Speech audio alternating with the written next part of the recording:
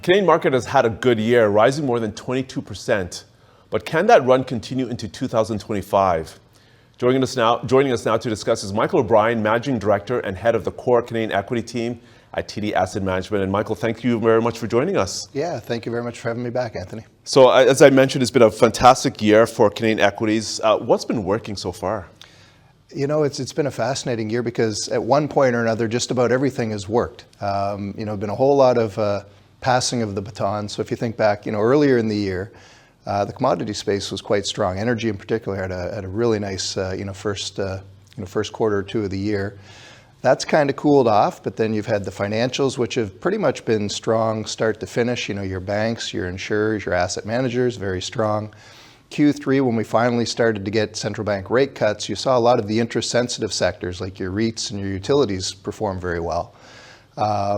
Golds have been very strong lately. So it's been interesting. We heard a lot of talk earlier in the year about a narrow market south of the border. I would say this has been a pretty broad-based strength. So, at any given time, one sector's working a little bit better than the others, but the entire time, the market just keeps moving higher and higher. So it's been a very good year for Canadian equities. Okay, so those are some of the things that are working.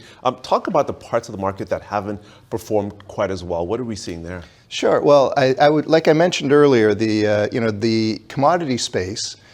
If you look from start to finish, it's been a pretty respectable year. But really, the commodities and particularly the oil and gas producers have been a little soft in the second half. I think when you look to why would that be?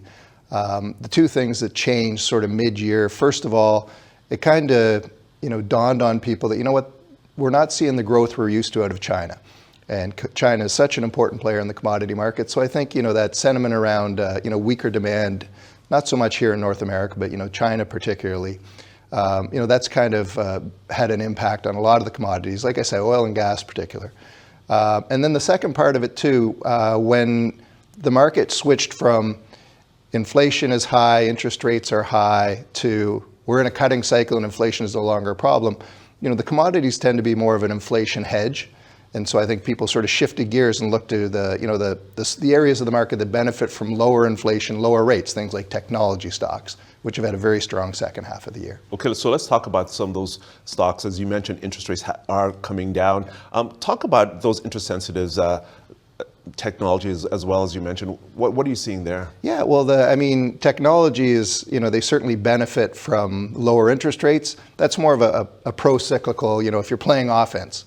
They've clearly responded. Lots of exciting themes throughout, the technology world. We've certainly heard about the AI theme. That has been a big theme going forward. Absolutely. So that's been, the narrative, as they say, has been, very supportive of that area of the market. Then, what's interesting, if you flip to other interest-sensitive parts of the market that you would traditionally think of as more defensive, things like your utilities, your pipeline companies, your REITs, it's been a bit of a mixed bag there. If you look at your classic pipeline companies like Enbridge and TC Energy, the big yielders, they've had a phenomenal year. On the other end of the spectrum, if you look at communication services names like BCE and TELUS, they've really struggled. And that's a lot of people would say self-inflicted wounds where, the competition in wireless and wireline very, very strong. So, that's been an area that has not participated.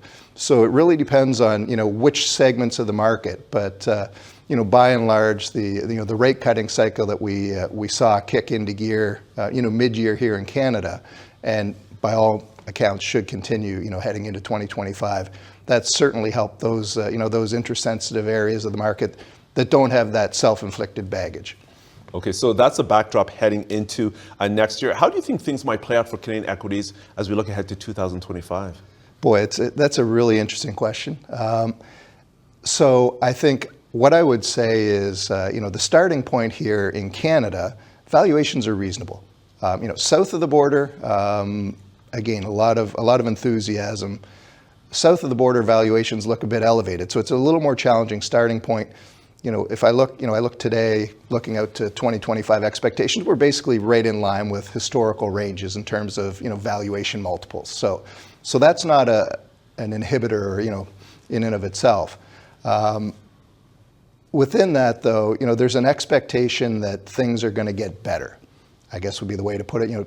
Put another way, there's a lot of momentum expecting positive things to happen in 2025, both north and south of the border. Particularly after the post-election, we've seen Yes. that euphoria. Yes, we've seen a real surge. And so the thing that keeps me up at night, to be honest, is these bull markets can breed complacency. And what I mean by that is you come into work, you read an ugly headline in the paper, markets go up anyway. You come in the next day, another ugly headline in the paper, markets still go up. And pretty soon you get to expect it. You get a little complacent and you stop looking under those rocks to see what problems are out there. What I worry about is that potentially the market could be a little too complacent as we go into 2025. So I'm trying to be vigilant, because when you step back and think about the world as we head into next year, there are an awful lot, the range of outcomes is very broad. There could be a lot of very positive things that happen, like you said, with the new Trump administration coming in. Investors certainly south of the border are optimistic that, this means deregulation, easier environment for, small businesses, for example, tax cuts, all positive things for the markets. But it's just as easy to envision some negatives out there. And, we've seen that with the 25% tariff headline, Canadian and U.S., imports. So Yes. all of these things are possibilities.